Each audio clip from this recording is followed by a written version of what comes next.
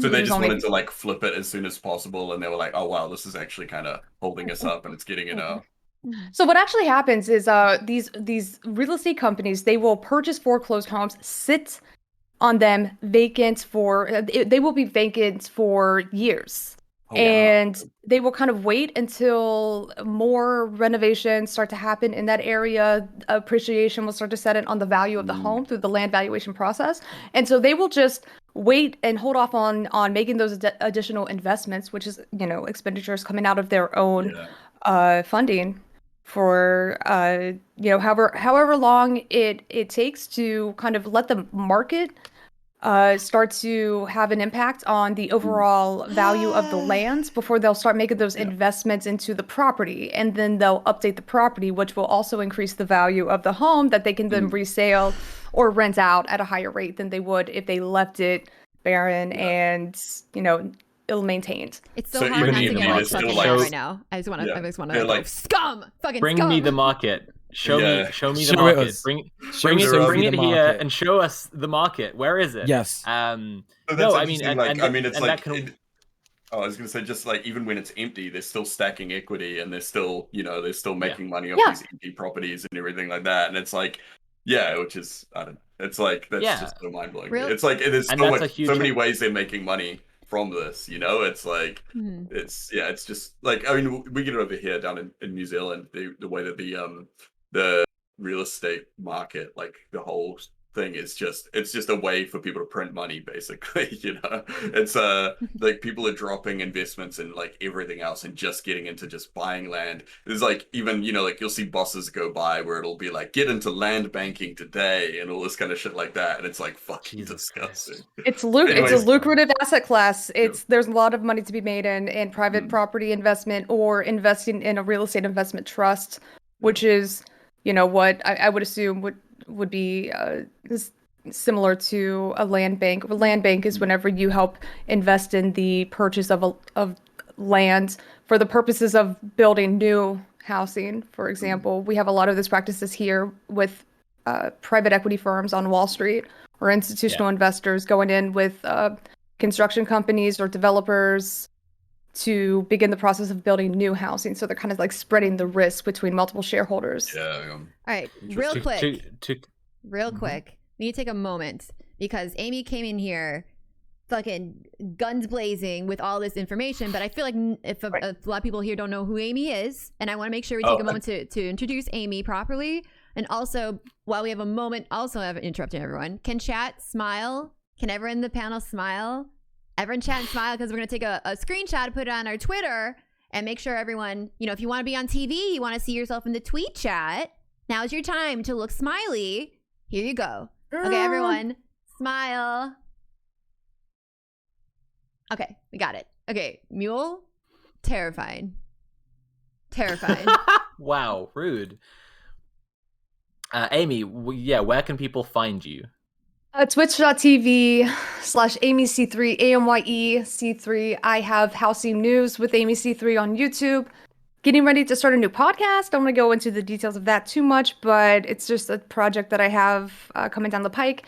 And then Twitter as well, AmyeC3. And you've been, as long as I've known Amy, I met Amy years ago.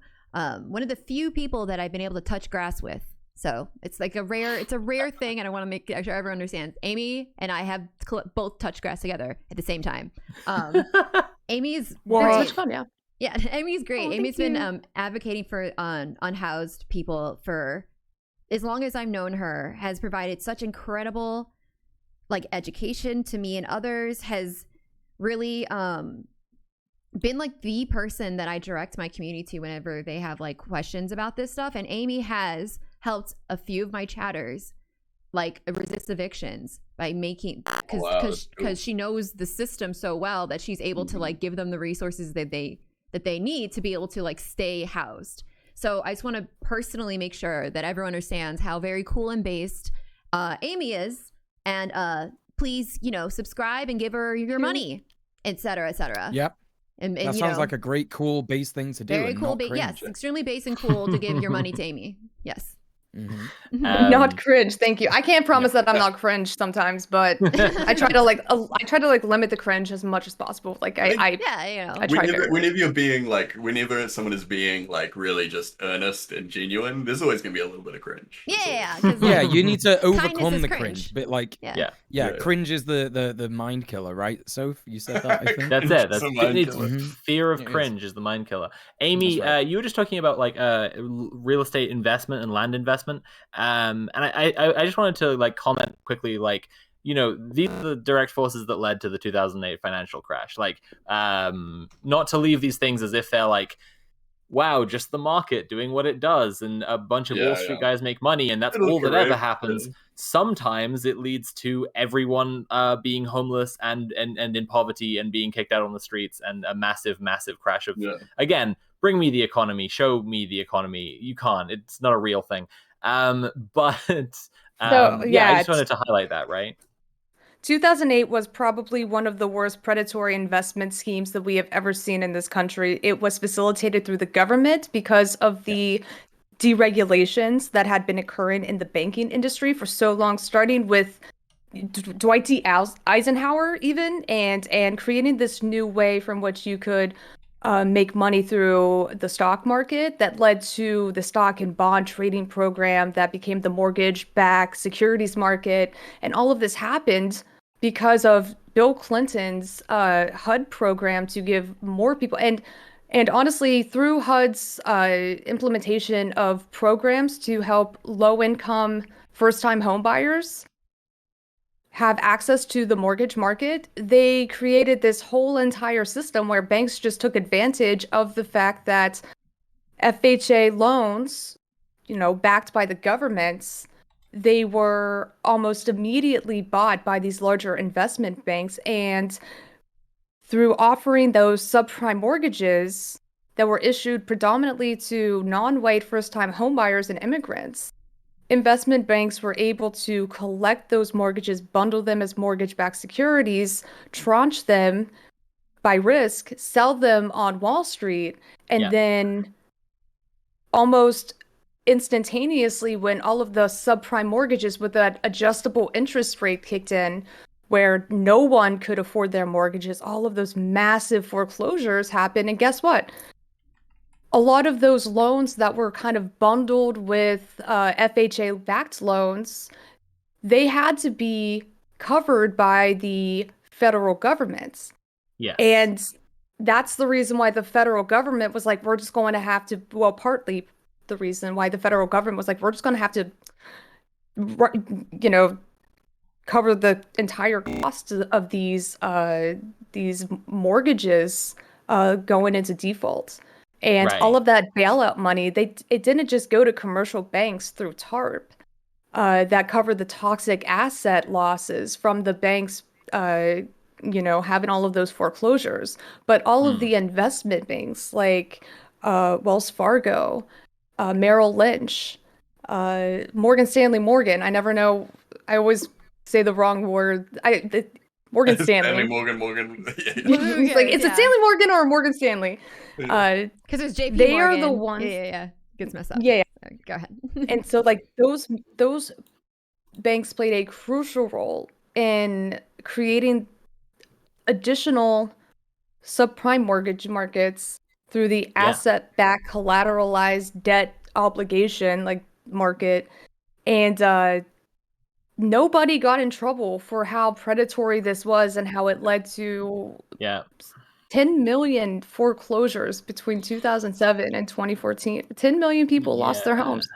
Like, I think a lot of weight is put onto the bailouts, which makes sense. Like, absolutely, when like there's a thing happening like that, and then rather than helping out all the working class and ordinary, you know, people who've been preyed on, who have now lost out massively, the government was bailing out bankers, right? Like, so you know, there's good reason emotionally why people focus on that so much. But I think that as you're saying, like, there was a situation where a lot of bankers like knew they would get those bailouts, and that led to led to a lot of the situation, because they just knew they would be fine no matter what, and really more than more than like they shouldn't have got the money, and ordinary people who lost out and were preyed on should have got the money. It's much more like this should have been a massive wake-up call, and should have led to enormous reforms if they were interested in like being able to perpetuate their system and keep it going, right?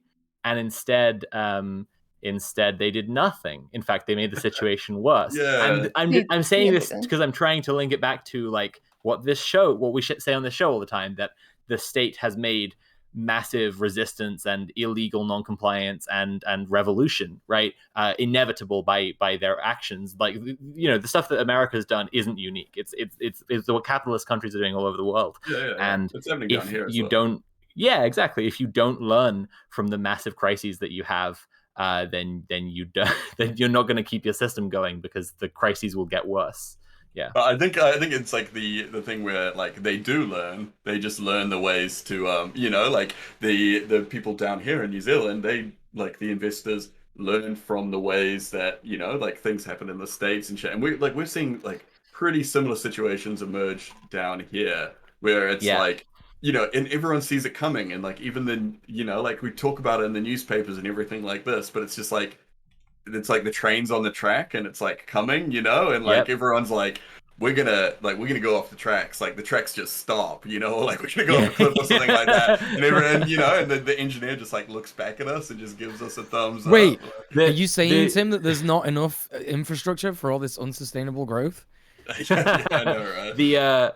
The train the train engineer at the front is our politicians, and that what they're basically doing is like the meme of the guys going like, but like at the end of the track, they're just like you just notice that the train engineer's got a they're just like, parachute on, there it is, there it is. What's gonna happen? Who knows? What a fun time we're entering. Like, isn't it weird that the train driver's wearing a parachute? Why none of us have got a parachute? Why is he got a parachute? And it's golden. It's a golden parachute of some kind. That's so strange. That meme. That's exactly the one. Thank you. Thank you for bringing that up, Nicole. You're right. The soy lads. That's right.